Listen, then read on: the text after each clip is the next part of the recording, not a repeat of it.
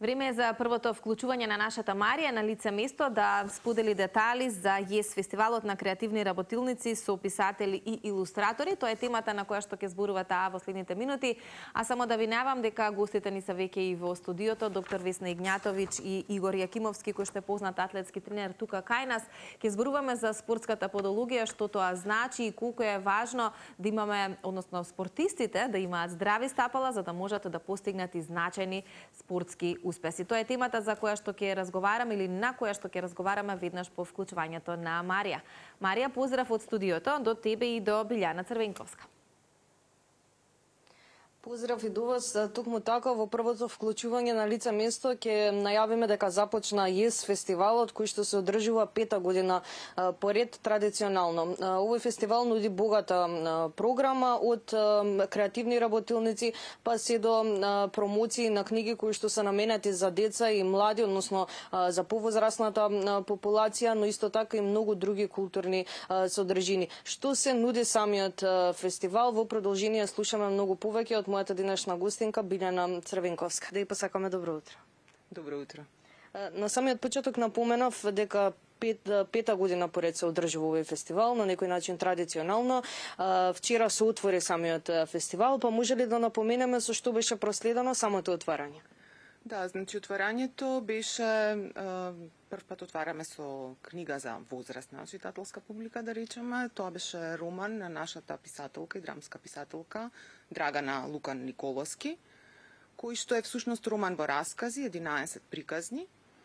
И она што беше интересно за отварањето е што прв пат имавме, да речам, снимени извадоци од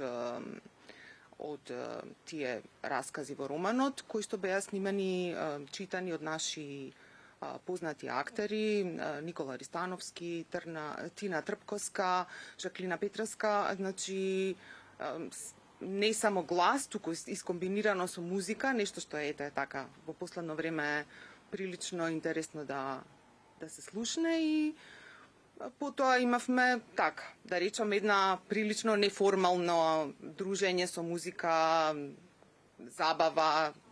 Забавен дел кој што секогаш следи на почетокот, но некогаш и на крајот на самите вакви манифестации. Именно ова пето издание на некој начин е целокупно посветено на жените. Оттука ќе ве прашам со што се соочуваат жените во светот на илустрацијата па и книжевноста. Она што е интересно е што за разлика од порано, каде што доминира мажите во книжевноста и во илустрацијата, последниве години работите се менуваат и има се повеќе и повеќе жени авторки што можеме да видиме од домашната сцена, се повеќе жени илустраторки и конечно тие добиваат и книжевни и други награди, затоа што порано и тоа беше еден момент каде што претежно мажи ги добиваат тие награди. И некако се менува, целата сцена се менува и многу ми е мило што и кај нас тоа е многу видливо. Ева, например, годинава имавме 3 авторки во најтесен избор за роман на годината, што прв пат се случува. И некако кај нас се поклопи да се 3 авторки, значи Драгана, која што е домашен автор, шведската авторка Ана Хоглунд, која што ни доаѓа, таа е автор и илустратор, и која што е и феминистка, и таква и е незината книга. Таа има напишана феминистичка книга за млади, која што се вика Да се биде јас.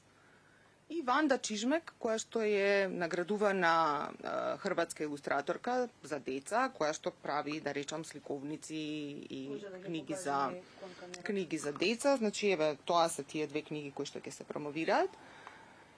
И некако излезе целиот фестивал да е во знакот на женските автори. Целиот фестивал да е со една женска енергија. Ете ги напоменавте делата, но може ли да напоменаме нешто повеќе за останатиот дел од програмата која се нуди? Напоменав и во самата најава дека има и креативни работилници исто така. Зашто поточно станува збор? Тоа се обично креативни работилници кои што ние редовно ги одржуваме. Ние ги нарекуваме читачки и креативни. Зошто? Затоа што читаме делови од книгата или ако е помала, ја читаме целата книга. Потоа имаме интеракција со децата, разговараме за некои работи кои што се внатре, можеби некогаш бараме да погодат што ќе се случи следно и така. И потоа цртаме. Цртаме нешто што е инспирирано од самата книга. Например, вчера првата работилница која што имавме во присуство на Ванда Чижмек, што беше во библиотеката Страшо Пинџур, тоа е дел од градска библиотека Браќа Миладиновци. Ние цртавме или Мече, кое што е синото Мече, играчката во книгата, или децата требаше да ја нацртаат својата омилена играчка. Имавме прекрасни цртажи, значи тие се вистински уметници кога ќе им дадете слобода да прават што сакаат. И со Ванда ќе имаме дури 3 работилници, од кои што третата, таа што е вечерва во 6 часот, во централниот објект во Браќа Миладиновци. Различни локации. Да, различни, се различни библиотеки, еве сега имаме во Другарче, па во Браќа Миладиновци, а таа во Браќа Миладиновци е и отворена за публика. Таму правиме така наречен читачки клуб, каде што имаме заеднички активности кои што родителите ги работат заедно со децата. И им даваме и препораки за која книга какви активности можат да прават, ако ја земат од библиотека, ако ја купат и така. Имено ваквите, колку е важно всушност ваквите фестивали да добиваат поддршка од институциите па и од европските програми, колку тоа е значено за одржување на еден фестивал? Па морам да кажам дека е многу значајно. На нас не се случи минатото издание, например, да не добиеме поддршка од нашето Министерство за култура. Верувам дека причините се различни, пред се тоа што не може тој буџет веројатно да се распредели на сите тие фестивали кои што конкурираат. Меѓутоа, она што мене ми падна во очи е дека фестивалите за деца беа многу намалени. Значи, некако тоа се смета за неколку по-малку вредно од овие нели големи книжевни фестивали кај што доаѓаат големи автори, не би требало да е така. Затоа што и книжевноста за деца ја има истата тежина како што ја има и книжевноста за возрастни. И тоа е така еден момент кој што мене малку ме погодува. Меѓутоа, од друга страна, бидејќи овие книги се финансирани, поддржани самите изданија од програмата Креативна Европа на Европската унија, добро е што ние можеме авторите да ги донесеме во рамки на таа програма. Да, не можеме целиот фестивал да го ставиме таму, но можеме гостувањето на авторите и ние сме срекни што можеме да имаме автори да доаѓаат. На минатото издание ни дојде холандскиот автор Едвард ван де Вендел. Претходното издание ни дојде една авторка, една илустраторка од Хрватска и еден илустратор, една авторка од Словенија, значи децата се запозна, имавме прекрасни работилници со нив и тоа е тој добар позитивен момент. Да се надеваме дека и идните години ќе говориме за одржување на овој фестивал, па и многу други фестивали кои што ќе бидат од интерес за самата публика. Пред самиот крај со оглед на тоа дека станува збор за традиционален фестивал, односно фестивал кој што се одржува традиционално, како би сакале да расте понатаму овој фестивал, односно во која насока да се одвива?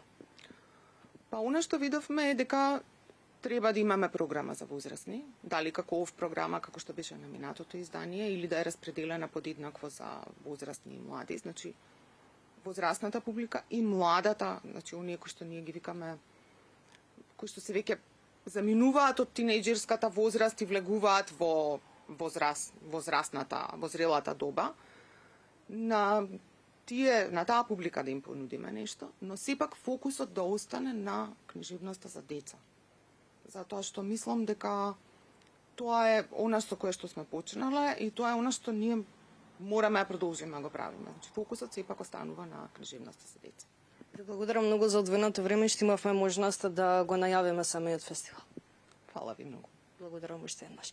Се надевам сите информации беа добредојдени за ЈЕС фестивалот кој што трае до 26 овој месец. Говоревме за богатата програма која што ја нуди, за креативните работилници, промоцијата на книги за деца и возрасти, но исто така напоменавме и за дел активности кои што се од отворен карактер.